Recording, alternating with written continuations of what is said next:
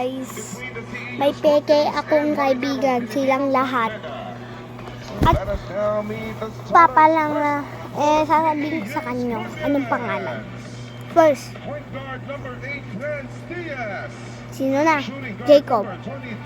Peke kaibigan na. Next, Young. Peking kaibigan. May bulong-bulong pa kay Kit-Kit.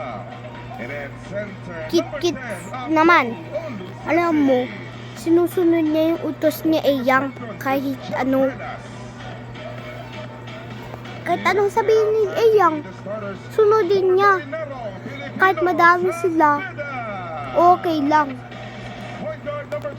Kahit tatlo lang sila o kasama nila si Abo, Isen, ano pa, Zeya. Walang pake kahit madami sila. Tsatsaka naman nila. Pag di ko daw pinahiram ng cellphone, pag sila mamimili dapat. Hindi naman nila cellphone yun eh. Dapat ako mamimili. O ituro na lang nila. Mga bobo talaga sila, no?